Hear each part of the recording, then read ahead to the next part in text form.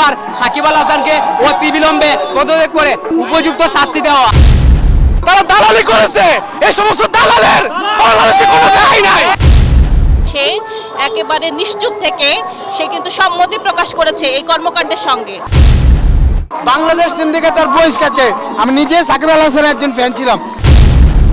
আমরা নির্দ্বিধায় বলতে পারি ছাত্র সমাজ তাদেরকে বর্ণহারে বয়কট করবে। পঞ্চপাঠ উপলক্ষে তো মাশরাফি বিন মুর্তজা সাকিব আল হাসান বাংলাদেশের ক্রিকেটের ব্যান্ড, উনি কি করেছেন? উনি স্বৈরাচার শেখ হাসিনা দালালি করেছেন। উনি উনার ক্ষমতা ধরে রাখার জন্য উনি শেখ হাসিনার দালালি করেছেন। উনি আমাদের ছাত্র সমাজের পক্ষে যদি একটা পুশ দিতেন, মাঠে নামার দরকার ছিল না উনার। উনি যদি একটা পুশ দিয়ে বলতেন আমরা আছি তো, আমরা আছি ভাই, তোমরা এগিয়ে যাও, অথবা একটা অনুপ্রেরণামূলক পুশ দিতেন, তাহলে এই ছাত্র জনতা উনার প্রতি ভালোবাসা বেড়ে যেত। আমি বলবো দেশদ্রোহী একজন ক্রিকেটার বাংলাদেশের জাতীয় দলের হয়ে খেলার তার কোনো রকমের অধিকার নেই। আমি বর্তমান আমরা যে ছাত্র জনতা অনবর্তকালীন সরকার গঠন করেছি, সেই সরকারকে আমি অনুরোধ করব যেন বাংলাদেশের জাতীয় দল থেকে দেশদ্রোহী স্বৈরাচার এবং যে চাটুকার সাকিব আল হাসানকে অতি বিলম্বে পদত্যাগ করে তাকে উপযুক্ত শাস্তি দেওয়া। সাকিব হাসানকে আমরা সবাই ভালোবাসি, কিন্তু সেক্ষেত্রে সাকিব আল হাসান আমাদের যে বৈষম্য ছাত্র আন্দোলনে সাকিব আল হাসান কোনো কথাবার্তাই বলে নাই। তা সেক্ষেত্রে এখন সাকিব আল হাসান আমরা সবার কাছে অনুরোধ করবো যে দেখা যাক তার উপযুক্ত শাস্তি দিয়ে তারা আবার আমাদের একটা সিস্টেমে আনা যায় কিনা। তার একটাই মাত্র গুণ আছে, সেটা হচ্ছে সে ক্রিকেটটা ভালো খেলে, তাছাড়া তার বাংলাদেশের মানুষের প্রতি মায়া নাই। না, এটার সাথে আমি সম্পূর্ণভাবে দ্বিমত পোষণ করছি। সে কোনোভাবেই আসলে আমাদের জাতীয় দলের আর প্রতিনিধিত্ব করতে পারে না। তার কারণ হচ্ছে যে সে একটি রাজনৈতিক দলের প্রতিনিধি। তো সে যখন রাজনৈতিক দলের প্রতিনিধি হয়ে যায়, সে কিন্তু সমগ্র বাংলাদেশের প্রতিনিধিত্ব করতে পারে না, কেন সমগ্র বাংলাদেশের মানুষ কিন্তু ওই রাজনৈতিক দলের সাপোর্ট করে না, স্বাভাবিকভাবে যদি যৌক্তিকভাবে বলি।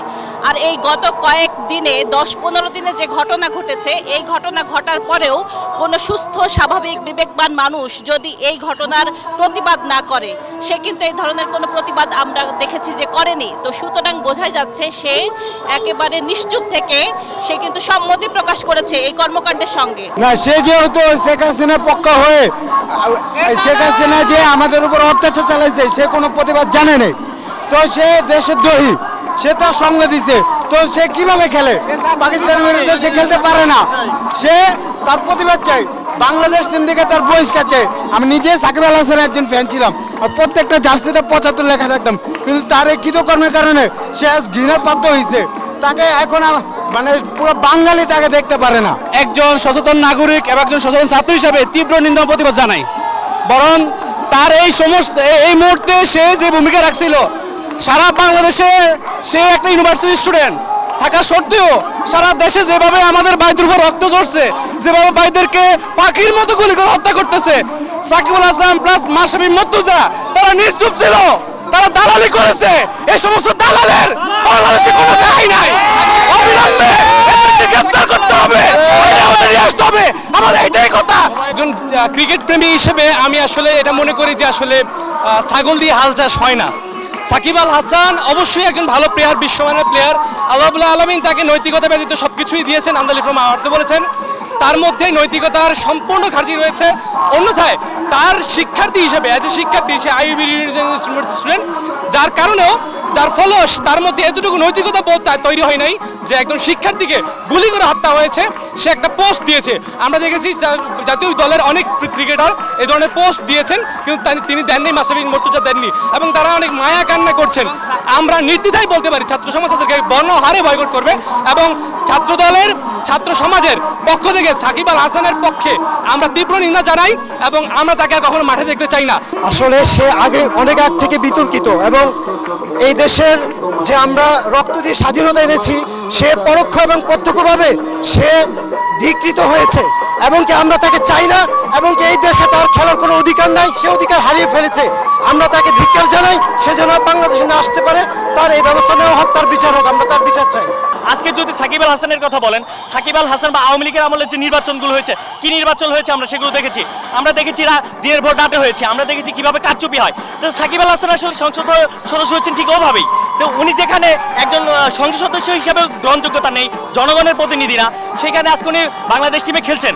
বাংলাদেশ টিমে খেলছেন এবং জাতীয় পর্যায়ে একজন ব্যক্তি, সেখান থেকে উনি ছাত্রদের পক্ষে থাকবেন। ওনার কোনো বিবৃতি পাইনি, ওনার কোনো ছাত্র জনতার পক্ষে কোনো আমরা আলোচনা পাইনি। সেখান থেকে উনি সংসদ সদস্য থাকতেই পারেন না এবং ক্রিকেট দলে উনি কোনো সদস্য হিসেবে থাকতে পারেন না। আমরা ডাইরেক্ট প্রত্যাখ্যান করছি। তার উচিত ছিল যে স্টুডেন্টদের পাশে দাঁড়ানো, কারণ আমরা ন্যায্য অধিকারের আদায়ে রাজপথে দাঁড়াইছিলাম। এইটাই আমার হচ্ছে মূল কথা। কেউ এমপি থাকুক অথবা কে বিশ্ব খেলোয়াড়, এটা আমার মেইন বিষয় না। আমরা হচ্ছে ন্যায্য অধিকারের আদায়ে রাজপথে নামছিলাম। এইটা আদায়ে আমাদের লক্ষ্য না হওয়া পর্যন্ত তাদেরকে সাপোর্ট দেওয়া উচিত ছিল একটু হলেও, কিন্তু তারা দেয় নাই। এই জন্য অবশ্যই ইফেক্ট পড়বে। আপনি বলতেছেন যে আগামীতে খেলা ইফেক্ট পড়বে কিনা, অবশ্যই ইফেক্ট পড়বে, ব্যাড ইফেক্ট পড়বে অবশ্যই, কারণ সেই খেলোয়াড় হিসেবে আমাদের সাপোর্ট দেয় নাই। তার মাঝে কয়েক বছর আগে থেকে রাজনীতিক বিভিন্ন এই সেই আমরা দেখতে পাচ্ছি, তাই আমরা তাকে এখন আর জাতীয় দলে চাই না, বাস এটাই একটা কথা। কারণ তার বর্তমান ফর্ম এই কথাই বলে, সে বৃদ্ধ হয়ে গেছে, তার কোনো বয়স নেই খেলার এবং তার কোনো যোগ্যতাও এখন নাই। সে যেরকম উঠছিল সেরকমই সে ডাউন হয়ে গিয়েছে। তো আমরা আর তাকে জাতীয় দলে দেখতে চাই না। এটা কোনো তার মানে তার কোনো, আমি নিজে তার রাজনৈতিক মতাদর্শের জন্য না, তার ফর্মের অনুযায়ী আমি তাকে বলছি এই যে আমরা তাকে তার জাতীয় দলে দেখতে চাই না। অধিনায়ক তো দূরের কথা, ইটস লাউড অ্যান্ড ক্লিয়ার।